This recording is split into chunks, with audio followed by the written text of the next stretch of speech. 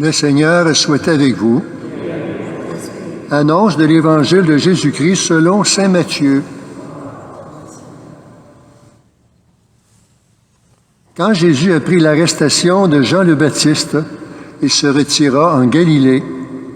Il quitta Nazareth et vint habiter à Capharnaüm, ville située au bord de la mer de Galilée, dans les territoires de Zabulon et de Nephtali.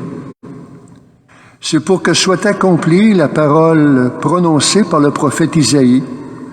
Pays de Zabulon, pays de Nephtali, route de la mer et pays au-delà du Jourdain, Galilée des nations, le peuple qui habitait dans les ténèbres a vu une grande lumière, et sur ceux qui habitaient dans le pays de l'ombre et de la mort, une lumière s'est levée.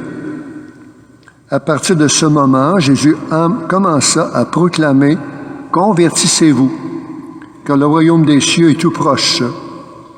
Comme il marchait le long de la mer de Galilée, il vit deux frères, Simon, appelé Pierre, et son frère André, qui jetaient leurs filets dans la mer, car c'étaient des pêcheurs. Jésus leur dit « Venez à ma suite, et je vous ferai pêcheurs d'hommes ». Aussitôt laissant leurs filets, ils le suivirent. De là, il avança, et il vit deux autres frères, Jacques, fils de Zébédée, et son frère Jean, qui étaient dans la barque avec leur père, en train de réparer leurs filets. Il les appela. Aussitôt laissant la barque et leur père, ils le suivirent. Et Jésus parcourait toute la Galilée. Il enseignait dans leur synagogue, proclamait l'évangile du royaume et guérissait toute maladie et toute infirmité dans le peuple. Acclamons la parole de Dieu.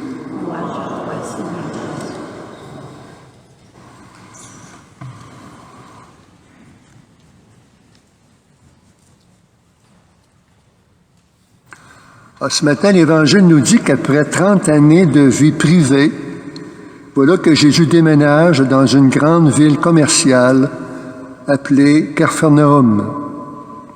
Une ville où on rencontre des gens de diverses langues, cultures, religions, et choisit d'aller vivre dans une telle ville. C'est comme passer de nos petits villages des années 60 pour aller habiter des grandes villes comme Paris, Hong Kong et New York. Alors on voit donc que Jésus se trouve dans un pays tout à fait nouveau, étranger, une ville offrant le pluralisme et l'insécurité devant de multiples violences qui se vivent dans ces endroits. On veut plus de plaisir, plus de profit pour se satisfaire, et on bouscule souvent les autres en prenant pouvoir. C'est dans ce contexte que Jésus débute sa mission en annonçant le même message que celui de Jean-Baptiste, « Convertissez-vous ». Donc Dieu a envoyé son Fils pour nous proposer une vision nouvelle, une espérance pleine d'avenir. Et Jésus sait que pour changer le monde, il faut que les gens changent leur vie et leur comportement. Si on y trouve tant d'injustice, d'abus de pouvoir et de violence, c'est peut-être le résultat d'avoir délaissé les valeurs morales et spirituelles et essayer de vivre sa vie sans la présence de Dieu.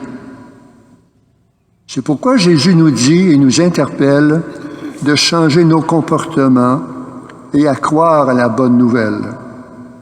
Donc Dieu appelle aujourd'hui à rechercher et à écouter son message de conversion parce qu'il a mis en nous la meilleure parcelle de vie divine lors de notre baptême.